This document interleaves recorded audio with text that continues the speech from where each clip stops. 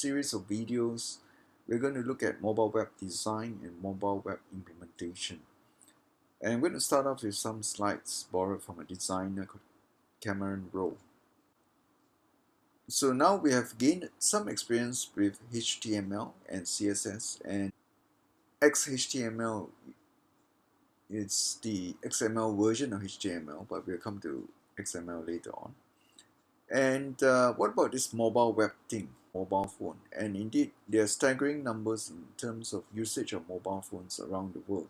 So these are already dated figures, and in 2015, we already have more mobile phones than users worldwide.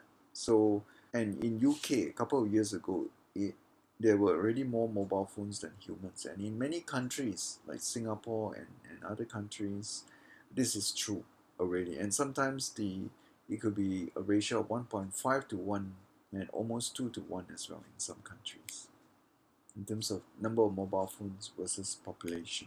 Okay, so designers face a whole range of capabilities that they need to consider because they are, in terms of the mobile web, there are various form factors. And in particular, as we will look at some examples to deal with tablets as well as mobile phones. We're going to look back at some old incarnations of the mobile web, if you like. And here are some mobile versions of desktop websites. And these mobile versions are quite old. They are the versions that appeared on the old small screen Nokia phones, if you remember. Now you might consider ages ago. So you look at this version of the BBC that is running on a mobile device, and version of the eBay and so on. Of course, today's mobile device is a lot more powerful, and sometimes you can even view the desktop version of the website on the smartphone itself. But many smartphones have mobile versions that are tailored to the mobile device. So if you look at an example of a desktop website, it might look a bit like this, and then you try to create a mobile version of the website. You might not use this mobile website as it is on the mobile phone. Right? You might be able to use the zooming feature to zoom in on various parts, and you might still be able to read the desktop version on the mobile device, but there's an opportunity to have a mobile version of this website which is better tailored to smartphone usage scenarios. So if we take the desktop version and we kind of remove the styles from it, we'll get something like this. And we apply a different style sheet, we can restyle it into a mobile version that looks a bit like this. So which is easier to read and easier to deal with on a mobile device. So here's another example. English 360, right? So this is the desktop version of the website. And if you wanted to create a smartphone version of the website, what you might do is highlight important parts of the web page and then create a mobile version of the website just with these important parts with links to the other parts if necessary.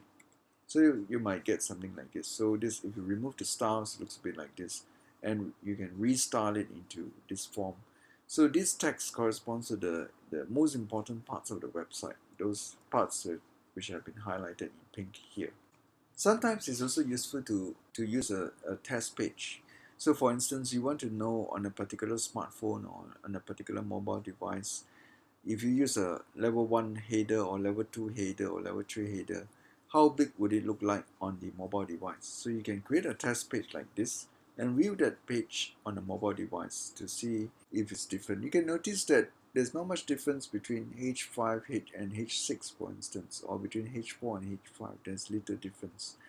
And if you try it on different devices, you'll notice that on this particular mobile device, whether you use a H1, H2, H3 heading, all of it have been rendered the same.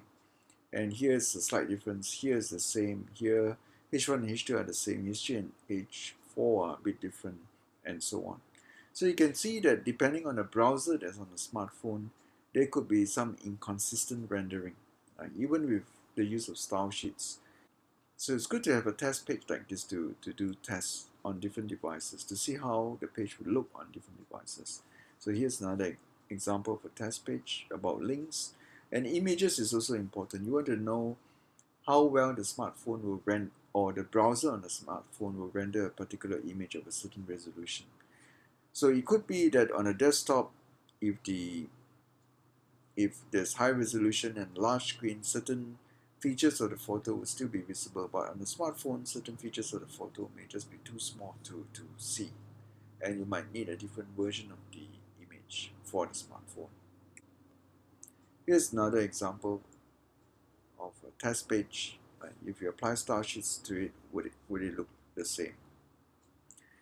And the idea is you can test on emulators. So many of the browsers today have emulators, but it's always best to test on target devices. So what's an example of an emulator? If you go to View and Developer Tools, you can then look at how this page would look like on other devices. So say on the Apple iPhone 6, right? That's how it would.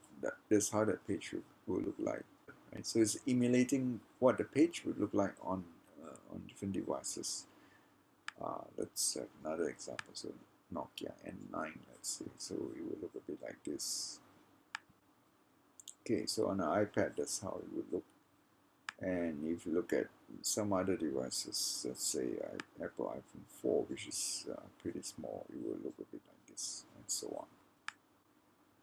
Right, so there are a number of things that you can do when you want to take a desktop version and convert it into a mobile version. Right, so one thing you could do is do nothing. It might just work on the mobile version as it is. Right?